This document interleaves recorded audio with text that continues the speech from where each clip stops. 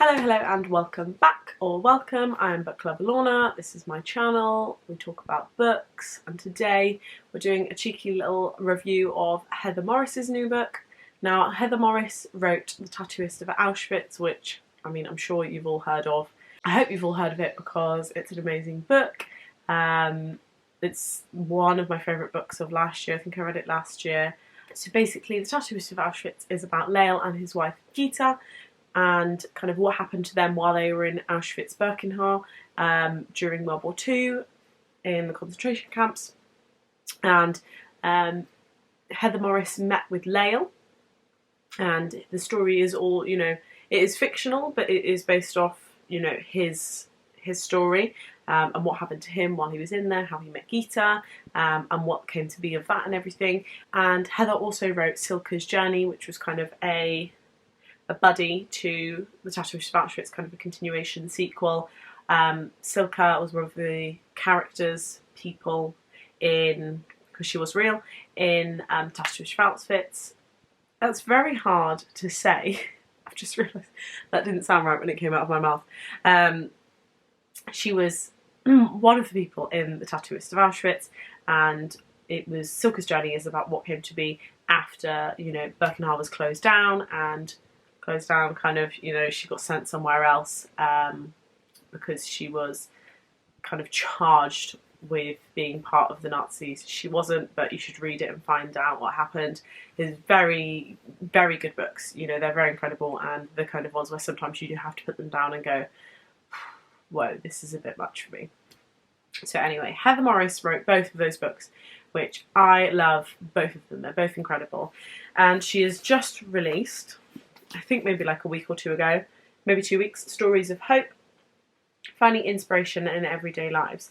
Now, I was sent this by the publishers because I requested it.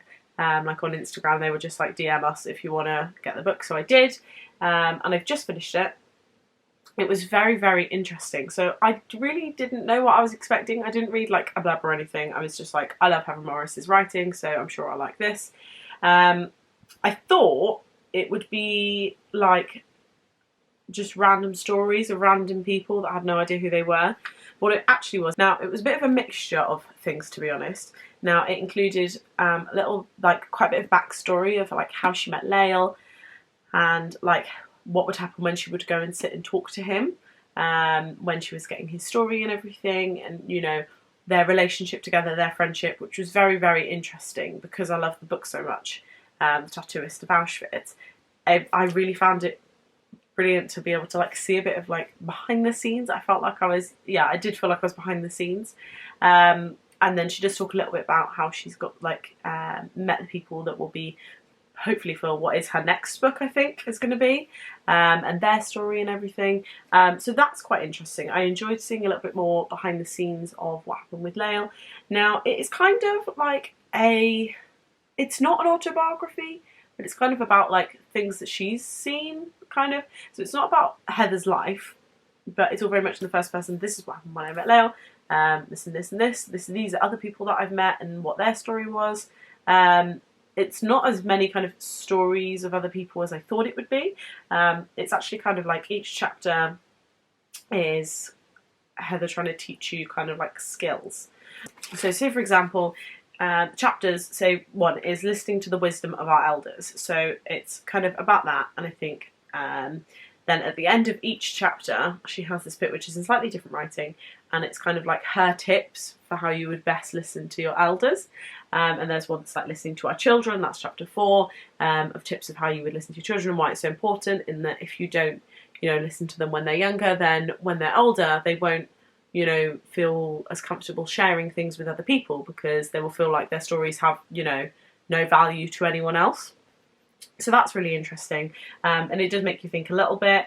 There's a chapter about listening to Lael. Most of it is about Lael, to be honest, but chapter about listening to Lael, and then there's a chapter, Silke's story, listening to history. I went through this book really quickly. It's only 300 pages. I did go through it quite quickly. Now, I don't know if it's... Now I know what it's about, I don't know if I would have picked it up if I hadn't have read The Tattooist of Auschwitz. I don't think it would be as interesting. I think you should read The Statue of Auschwitz, and then you don't have to have read Silke's journey, I wouldn't say, but I think it's quite a valuable book to read as well. And then you would get a lot more out of this. So I think it's definitely for people who've already read her books. Now the only qualm I have with it was a little bit of repetitive in places. I can't think of an example now, but Heather would be like, oh, you know, this would be my recommendation. And then 5 minutes later she would say, this would be my recommendation. And then 5 minutes later she said, this would be my recommendation. Oh, but I already said it. I was like, yeah, I know, I just remember you saying it. So it's a little bit repetitive in places. It's very recently written. I think it's written during lockdown because there are some lockdown mentions in there. But yeah, it's very much the background. You learn how she finds out a little bit about Silke's life, and you learn a little bit more about Silke as well.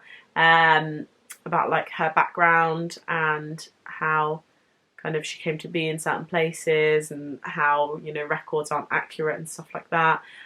So very interesting. Like I say, definitely one to read if you've read Statue of Auschwitz and Silke's journey.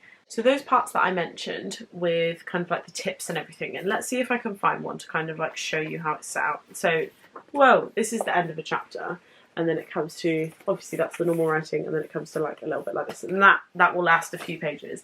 That is practical tips for active listening. Now that's like 6 pages.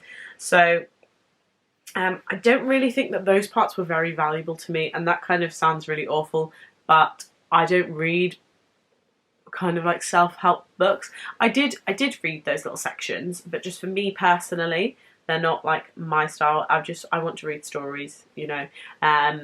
So they're probably for people who are more into self-help books, you know. What's the opposite of a fiction book? Fact book. Oh my god, what's it called? It's not called a fact book. Non-fiction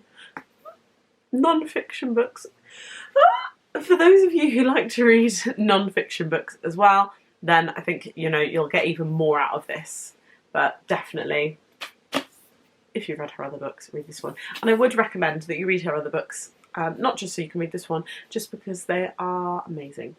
So I think that's all I have to say about this book. I mean, there's not a lot that goes on. It's just a lot of kind of what Heather's getting up to. It gives you some little snippets into kind of what her next book's going to be. It actually has a chapter from her next book, which I can't see. Oh, I've lost it. But anyway, oh, there it is. Livia's story. So, interesting. I don't think that's the title of the book. That's just a character from the next book. So yeah, I felt like I've had a little bit of an insight into kind of, like I say, behind the scenes of her books and her next book, which is really exciting, and I'm really excited now for Heather's next book. So thank you very much to the publishers for sending me this book. I really enjoyed it, and I'm very glad I did read it. Like I say, not one that I think I would have read if it wasn't for the books before, but very interesting, and also not too big. I know that's 300 pages, but the writing is massive. Well, actually, it doesn't look that massive, does it?